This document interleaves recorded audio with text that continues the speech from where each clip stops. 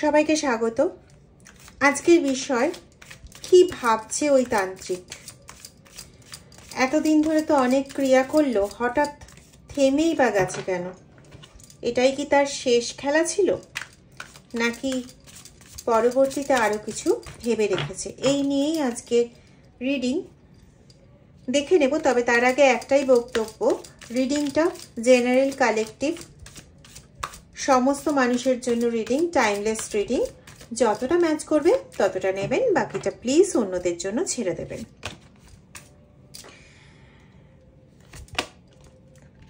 আমি দেখতে পাচ্ছি তান্ত্রিক এখন এই মুহূর্তে যেমন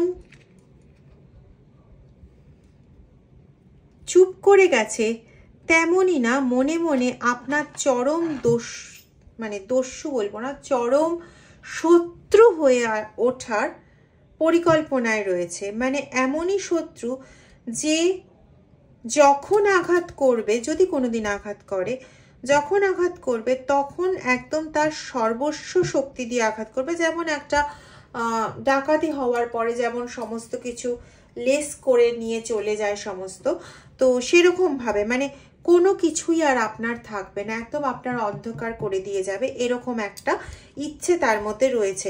তো এখন সে না পুরো থমকে গেছে, এখন সে পুরো কৃপণ হয়ে গেছে, এখন শুধু আপনাকে শুধু স্পাই করে যাচ্ছে। কিভাবে স্পাই করছে না, কোনো মিডিয়ামের সোর্স দিয়ে আপনাকে, আপনার যে সাকসেস আসছে, আপনি যে কোনো খুব সাধারণভাবে রয়েছেন, বুঝতে পারছে না যে সেই তান্ত্রিক তার এই যে তন্ত্রের যে বেড়াজাল আপনার চারদিকে বুনেছিল, আপনি সেই বেড়াজাল থেকে বেরোলেনই বা কি করে? আর আপনি আপনার জীবনে সাকসেসই বা পাচ্ছেন কি করে? হ্যাঁ, এটা ঘটনা যে আমি যদি 100 টাকা হিসেবে সাকসেসটাকে ধরি, তো আপনি হয়তো সেই জায়গায় পাচ্ছেন 40 থেকে 50 টাকা। কিন্তু ওই তান্ত্রিকের যেভাবে কাজ করা ছিল তাতে তো আপনার এই 40 থেকে 50 টাকাও পাওয়ার কথা না। তাহলে আপনি কি এমন কাজ করলেন? ওটাই ওর কাছে হচ্ছে যে তাকে হারিয়ে দিয়েছেন আপনি এবং আপনি সাকসেস পেয়ে গেছেন, ঠিক আছে? এবার যার কাছ থেকে টাকা নিয়ে সে কাজ করছিল তার কাছে যথেষ্ট কথাবার্তা শুনেছে। এখন ওই তান্ত্রিকের ব্যাপারটা হয়ে দাঁড়িয়েছে যে একদম ডিরেক্ট তুমি ভার্সেস তান্ত্রিক, এরকম। মানে আগে তান্ত্রিক কারোর হয়ে কাজ করছিল, এখন তার আতে ঘা লেগে গেছে। এখন বাবা मेरा इज्जत का सवाल है, अगर बार करना है तो इसी तरीके से हम बार करेंगे कि आखिर में तुम्हारे पास कुछ नहीं बचेगा। और इसीलिए वो स्पाई कर रहा है। এটাই হচ্ছে ব্যাপার, যে ওই জন্যই ও স্পাই করছে যে এমনভাবে আমি যা করবো এমনভাবেই করবো, যা প্ল্যান সাজাবো এমনভাবে সাজাবো যে ওর কাছে আর কোনো কিছুরই অস্তিত্ব থাকবে না, ওর কাছে আর ঘুরে দাঁড়াবার মতন কিছুই থাকবে না, ঠিক আছে? কিন্তু ইহা তো সম্ভব নয়, কারণ এক তো সত্যের এতটাও শেষ, মানে পুরো জিরোতে চলে যাওয়া, সেটা এমনিতেও সম্ভব না। আর দ্বিতীয় হচ্ছে স্বয়ং ঈশ্বর তোমার সঙ্গে রয়েছেন, কারণ তুমি না কারোর ক্ষতি করেছিলে, না কারোর বাস দেওয়ার চিন্তা করেছিলে, না কারোর খারাপ চিন্তা করেছিলে, না কিছু করেছিলে। তো হ্যাঁ, তুমি একটাই শুধু জিনিস ভয় পেতে, সেটা হচ্ছে তোমার এই যে গোছানো জিনিস এতে কারোর নজর না পড়ে যায়। কারণ এরকমের শিকার তুমি এর আগে অনেক ছোট থাকতে হয়েছো, যে তোমার পরিবার, ইয়েস, তোমার পরিবারে এরকম নজর লেগে এর আগে ক্ষতি হয়েছিল, তখন তুমি বয়সে অনেক ছোট ছিলে। তো সেখান থেকে তোমার একটা সেন্স কাজ করেছে, তোমার ওই সময় মানে যখন থেকে তোমার ক্ষতি হওয়া শুরু হয় সেই সময় তোমার পারিবারিক সচ্ছলতা, অর্থনৈতিক সচ্ছলতা এগুলো বৃদ্ধি পেয়েছিল। তুমি একটা ভয় পেতে যে আবার কারোর নজর লেগে যাবে না তো। এছাড়া তুমি না কারোর পেছনে কোনো কিছু মানে শত্রুতা করতে গেছো, না কোনো কারোরকে বাজে কথা বলতে গেছো। সুতরাং তুমি সৎ মানুষ, তোমার পাশে ঈশ্বর থাকবেনি, খুব স্বাভাবিক। এবার ঈশ্বর তোমাকে গার্ড করেছেন, তোমার সততা তোমাকে একদম জিরোতে পৌঁছতে দেয়নি, তাতে তোমার কি দোষ? কিন্তু তান্ত্রিকের এখন আতে ঘা লেগে গেছে, তাই সে তোমাকে এখন ছাড়তে কোনো মতেই রাজি নয়। এখন সে তোমাকে কন্টিনিউ স্পাই করে যাচ্ছে। তো এই অবস্থায় আমি আমার ক্লায়েন্টদেরও একই কথা বলি, তোমাদেরও বলছি যে ঈশ্বরের তরফ থেকে নিজের প্রতি যে আশীর্বাদটা সেটাকে গ্রহণ করো। আর তাদেরকে যে কথাটা বলি সেই কথাটা তোমাদের বলছি, প্লিজ নিজের ওপর না হোক, ঈশ্বরের ওপর বিশ্বাস রাখো। তুমি সেই ঈশ্বরেরই অংশ, তোমার আত্মাটা ওই পরমাত্মার থেকেই এসে, সেই পরমাত্মার শিব হোক, পরমাত্মা কৃষ্ণ হোক, পরমাত্মা হনুমানজি হোক, যাই হোক না কেন, কালী হোক, যেই হোক না কেন, যিশু, আল্লাহ, যাই হোক না কেন, তুমি তার থেকেই আসা একটা অংশ। সুতরাং তুমি তার সঙ্গে কিন্তু একটা অবিচ্ছেদ্য পার্ট। ব্যাস ওই অবিচ্ছেদ্য পার্টের কথা মনে রাখো, বিশ্বাস, অখণ্ড বিশ্বাস রাখো যে সত্যের পরাজয় হতে পারে না। হ্যাঁ, এটা কলিযুগ, সত্যের সত্যতার জয় হতে সময় লাগে। এটা ওই রামের যুগ নয়, বা রামের যুগ আমি কেন বলছি, একদম সত্যযুগও নয়। সত্যযুগেও অনেক কষ্ট সহ্য করতে হয়েছে তাদের, তাহলে সত্যযুগেই যদি সততার জন্য কষ্ট সহ্য করতে হয়ে থেকে থাকে, তাহলে কলিযুগে তো হবেই। হ্যাঁ, টাইমটা অনেক লেন্দি হচ্ছে, তোমরা অধৈর্য হয়ে পড়ছো, আমি 100% একদম সত্যি কথা বলছি। অবশ্যই প্রত্যেকের ধৈর্যের একটা লিমিট থাকে, এত বারবার ভেঙে গেলে পরে মানুষ উঠে দাঁড়াতে বারবার একটু যন্ত্রণা পায়, ঠিক কথা, একটু না অনেকটাই যন্ত্রণা পায়, কিন্তু তোমার সততাই যে বন্ধু তোমাকে এতদিন টিকিয়ে রেখেছে, এটা তো বুঝতে হবে। নালে তুমি যার শিকার হয়েছিলে, দেখো তুমি যে জিনিসের শিকার হয়েছিলে সেখানে তোমার বেঁচে থাকার কথা নয়, সেখানে তোমার অর্থনৈতিক, তোমার থাকার জায়গা, কোনো কিছু থাকার কথা না, সমস্ত কিছু ঝলসে শেষ হয়ে যাওয়ার কথা। সেখানে যখন তুমি হ্যাঁ কষ্ট করে হলেও বেঁচে রয়েছো, সেখানে কিন্তু এটা ঈশ্বরেরই আশীর্বাদ, ঈশ্বরেরই কৃতিত্ব। যেখানে কলিযুগে 75% হচ্ছে মিথ্যা আর 25% হচ্ছে সত্য, সেখানে তুমি যখন বেঁচে রয়েছো, তুমি যখন কোনোভাবে টিকে আছো, তখন বলতে হবে ওই 25%র মধ্যে তুমি সেই ব্যক্তিত্ব যে ঈশ্বরের সুনজরে আছে এবং ঈশ্বরের দ্বারা একদম 100% কনফার্মেশন, ঈশ্বরের সুনজরে আছে এবং ঈশ্বরের দ্বারা প্রোটেক্টেড। তাহলে এই জায়গাটা তোমাকেও তো বন্ধু খেয়াল রাখতে হবে, তাই না? যত মনের জোর বাড়াবে তত তোমার পাশ থেকে এই যে নেগেটিভিটির পরশ, এগুলো সরে যাবে। মাঝখানে একদিন কোনো একজন বলছিলেন, আমি নামও ভাঙবো না, কোনো কিছুই ভাঙবো না, তিনি আমার কথাটা খুব ভালো লেগেছে, আমি তখন সেই মুহূর্তে আমি চুপ করেছিলাম। উনি বলছেন যে উনি সেন্স করতে পারছেন যে কোনো মানে নেগেটিভ আত্মাকে তার ঘরে সেন্ড করা হয়েছে, নেগেটিভ এন্টিটিকে তার ঘরে পাঠানো হয়েছে।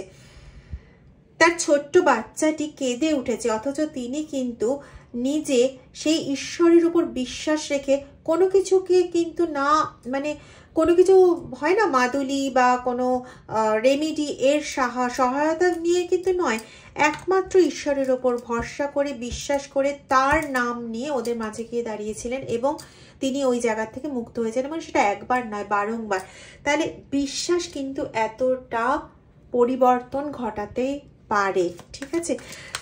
প্রচন্ড বিশ্বাস নিয়ে চলুন। নর্মাল হনুমান চালিসা, বীজ মন্ত্র ছাড়া হনুমান চালিসা পাঠ করুন।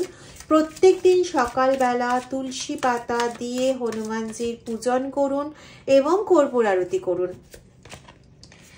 কাদের লাগবে কি আমি জানি না, রেমিডি চলে এলো রিডিং এনার্জিতে, আমি বললাম।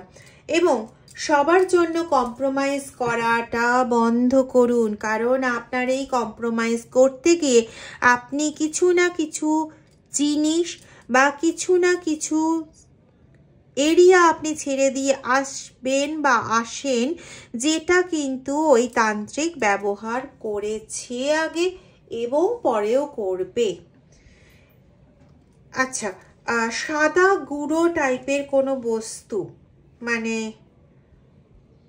হতে পারে যারা চুন ব্যবহার করেন কোনো না কোনো কিছুর সঙ্গে, পানের সঙ্গেও ব্যবহার হয় বা আরও কিছু নেশাদ্রব্যের সঙ্গে ব্যবহার হয়, মোট কথা যারা চুন ব্যবহার করেন, আর হচ্ছে যারা পাউডার ব্যবহার করেন, হতে পারে কেউ হয়তো টিচিং প্রফেশনের সঙ্গে যুক্ত, তো সেই ক্ষেত্রে আপনারা ওই লেখার জন্য চক ব্যবহার করেন। এখন তো চকের ব্যবহার উঠে গেছে। মোট কথা আমি বলতে চাইছি ওরকম সাদা গুঁড়ো দিয়ে তৈরি কোনো বস্তু, পাউডার হতে পারে বা ওরকম চুন টুন জাতীয় কিছু হতে পারে, এগুলো একটু খেয়াল রাখবেন যেন আপনার জিনিসগুলো কখনো হাতের বাইরে বেরিয়ে না যায়। মানে হয়তো একদিন আপনি খুঁজে পেলেন না বা 1 ঘন্টার জন্য আপনি খুঁজে পেলেন না, পরক্ষণে আপনি খুঁজে পেয়ে গেলেন। যদি এরকম হয় চেষ্টা করবেন ওই জিনিসগুলো না ব্যবহার করতে, কারণ ওখানে কিছু মিশিয়ে দেওয়ার একটা ভিশন কিন্তু আমি পাচ্ছি।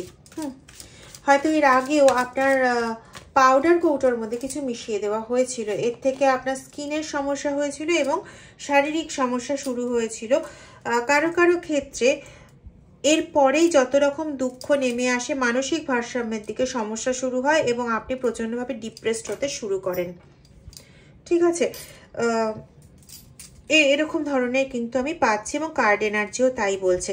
সুতরাং কম্প্রোমাইজ করতে আর যাবেন না, আপনার জিনিসকে কাউকে ইউজ করতে দেবেন না। ইয়েস, আপনার জিনিস কেউ ইউজ করতো, মানে শেয়ারে ইউজ করতো, হয়তো 1 দিন 2 দিনের জন্য ইউজ করেন, তখনই আপনার এই গল্পটি করে দিয়েছিল এবং ভবিষ্যতেও কিন্তু এটা করার একটা পসিবিলিটি আমি পাচ্ছি। সুতরাং প্লিজ কাউকে ইউজ করতে দেবেন না আপনার জিনিস। দেখেছেন চেঞ্জ,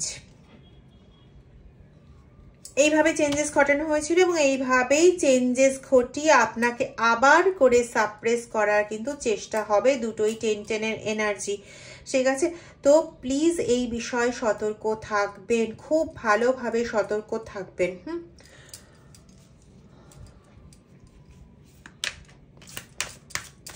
খুব ভালোভাবে সতর্ক থাকবেন এই বিষয়ে। কারোর বাড়িতে কুয়ো আছে, যে অলরেডি কিন্তু, এটা আমি জানি না কার সঙ্গে মিলবে, তার বাড়িতে কুয়ো আছে কিংবা হতে পারে ওই তার বাড়ির কাছাকাছি কোথাও অন্য কারোর বাড়িতে, মানে এমন একটা এলাকা যে এলাকায় কুয়ো রয়েছে।